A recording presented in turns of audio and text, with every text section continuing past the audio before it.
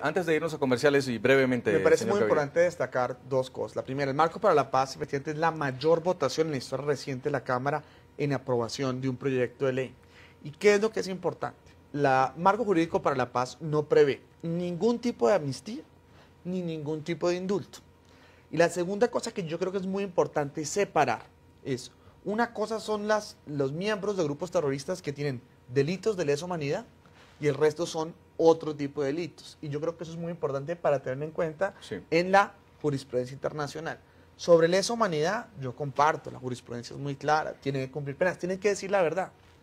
También el Marco Jurídico para la Paz prevé una comisión de la verdad. Otra cosa es, por ejemplo, el hurto de gallinas.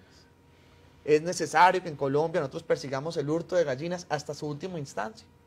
O para lograr la paz nosotros podemos hacer una suspensión de la ejecución de la pena sobre ese y otros delitos. Si eso es lo que además que se puede hacer, acabaría en el fin del conflicto.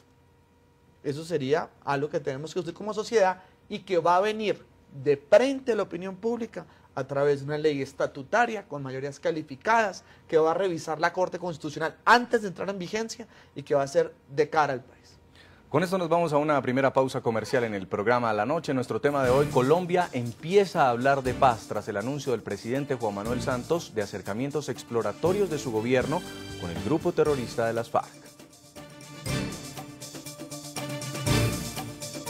Seguimos en la noche. Hace 10 años y 6 meses que el presidente Andrés Pastrana cerró la puerta de los acercamientos y los diálogos directos entre el gobierno colombiano y el grupo terrorista de las FARC. En este tiempo, tanto el país suramericano como la organización criminal han cambiado y es nuevo el escenario político y militar para los actuales acercamientos entre los voceros de las FARC y el gobierno de Santos. Han pasado 10 años desde la última vez que el gobierno colombiano y las FARC conversaron cara a cara sobre el final del conflicto armado en el país suramericano. Manuel Marulanda, yo le di mi palabra y la cumplí. Siempre la cumplí, pero usted me ha asaltado en mi buena fe, y no solo a mí, sino a todo el pueblo colombiano. Ahora el presidente Juan Manuel Santos abre la puerta a los acercamientos, pero ni el Estado colombiano ni el grupo terrorista son los mismos. Las FARC han sufrido los peores golpes militares de la historia en los gobiernos de Álvaro Uribe y Juan Manuel Santos. En operativos militares cayeron los cabecillas criminales alias Raúl Reyes en la Operación Fénix, el Mono Jojoy en la Operación Sodoma y Alfonso Cano, cabecilla de las FARC en la Operación Odiseo. Los tres históricos de la organización y piezas claves dentro del llamado secretariado de las FARC, sin contar las desmovilizaciones, que según el Ministerio de Defensa son 2.233 en los 2 años del gobierno de Santos. Para el excomisionado de paz Daniel García Peña, estas bajas llevaron a las FARC a un nuevo escenario de diálogo. Sin duda estos golpes hacen parte de la reflexión que han tenido las FARC. Sin embargo, también es interesante ver elementos de continuidad. De hecho, lo que se ha podido saber es que lo que hoy se está sucediendo bajo el mando de Timochenko se inició cuando estaba Alfonso Cano a cargo.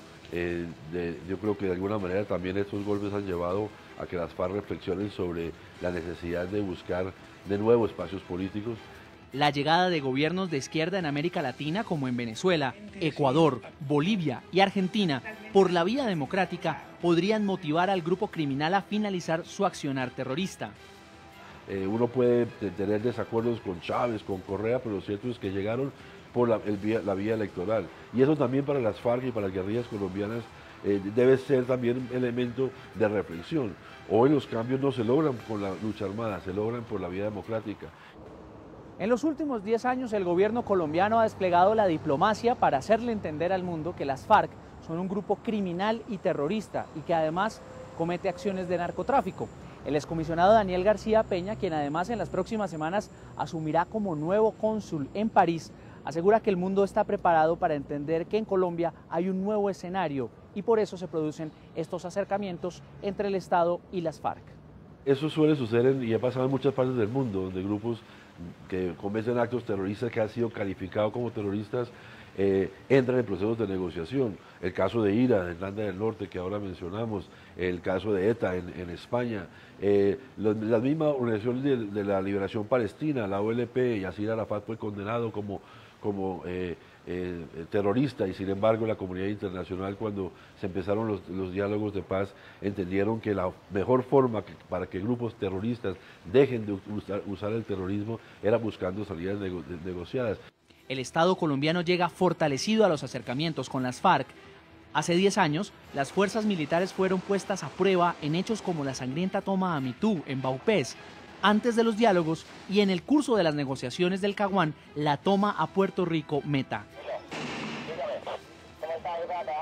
En ambos ataques terroristas murieron soldados del ejército y policías.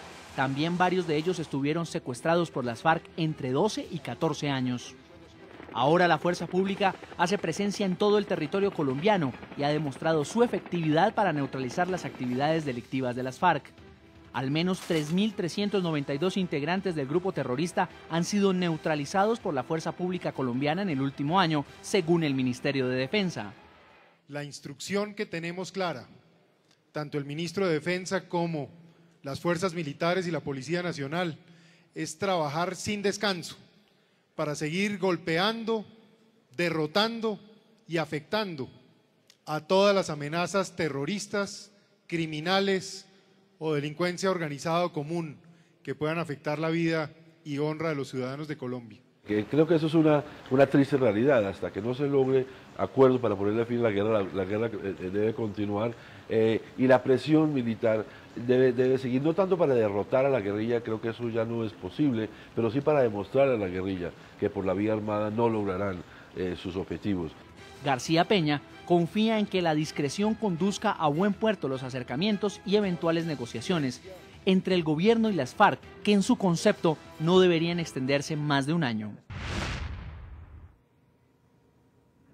En el programa La Noche hablan los protagonistas de la noticia. A propósito de esta información, el subdirector del programa La Noche, Jefferson Beltrán, entrevistó a Jan Egeland, quien actualmente es el director de Human Rights Watch para Europa. Egeland, entre 1999 y el 2002, fue el enviado especial de las Naciones Unidas para el fallido proceso de paz, que el entonces presidente Andrés Pastrana intentó adelantar con el grupo terrorista de las FARC. Quiero comenzar preguntándole cómo ve la Unión Europea este tipo de acercamientos que ha confirmado el presidente Juan Manuel Santos y que indicarían que actualmente se están adelantando conversaciones exploratorias con el grupo criminal de las FARC, con miras a llegar a un eventual proceso de paz. Bueno, a mi juicio, tenemos aquí buenas noticias. Este conflicto con las FARC es el más antiguo, el más grande del mundo occidental. Colombia merece la paz ahora. Millones de personas han sido desplazados, docenas de miles de personas secuestradas o muertos. Hay que buscar la paz a través de negociaciones porque, a mi juicio, no hay solución militar. Los 50 años lo muestra. ¿Por qué Oslo? ¿Por qué Noruega? ¿Por qué ese país? ¿Qué tiene esta nación para que en el caso, digamos, de Colombia y de la organización criminal de las FARC haya sido escogida eventualmente para que desde el próximo mes de octubre se lleven a cabo estas conversaciones? Yo no estoy dispuesto de confirmar que van a llegar aquí otra vez. Noruega estaba facilitando cuando nosotros en Naciones Unidas fuimos seguidores del proceso de paz durante el presidente Pastrana. Noruega, mi país y yo personalmente tenemos experiencias exitosas de facilitar procesos de paz por otras partes. Por ejemplo, entre URNG de Guatemala y el gobierno de Guatemala, que puso fin al proceso de paz a la guerra de Guatemala. Tuvimos el acuerdo de Oslo entre Israel y OLP, la Organización de Liberación de Palestina. Señor Egeland, quisiera también preguntarle sobre, pues usted como director, como la máxima autoridad de Human Rights Watch en Europa, ¿usted cómo analiza este tipo de acercamientos de paz?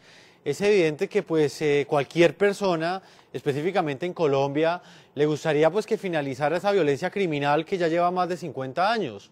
No obstante, ¿hasta dónde debe llegar el Estado? Esa es la gran pregunta. Todo el mundo quiere la paz, pero ¿qué tanta justicia debe entregarse en procura de buscar esa paz? No, claro que hay que buscar la paz con justicia.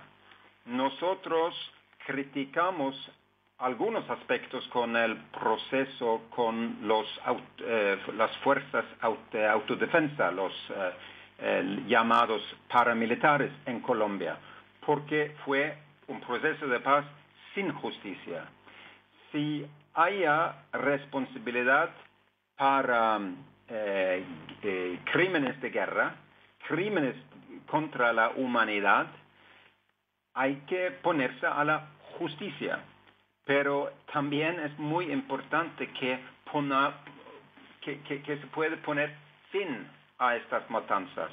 No se merece 50 nuevos años de guerra en Colombia. Y no hay solución militar. Se han intentado acabarlo a través de las medidas militares desde hace los años 60. El ancien proceso de paz no fue exitoso porque fue mal organizado y se mostraron poca voluntad de paz las FARC. Yo creo que ahora se va a hacer más exitoso el proceso. Señor Egeland, ¿pero qué le hace pensar que este proceso de paz va a ser más exitoso? ¿Qué ha cambiado en Colombia y qué condiciones, digamos, se han dado de manera diferente en los últimos 10 años para pensar que las cosas van a ser en otra dirección y no van a tener el mismo final que tuvieron los fracasados diálogos del Caguán hace ya 10 años? Bueno, hay varias razones y yo creo que el presidente mismo lo explicaron ayer. Uno, que hay ahora experiencias de cuáles se puede aprender. Por ejemplo, no es bien con una fase de años de diálogo sin acuerdos.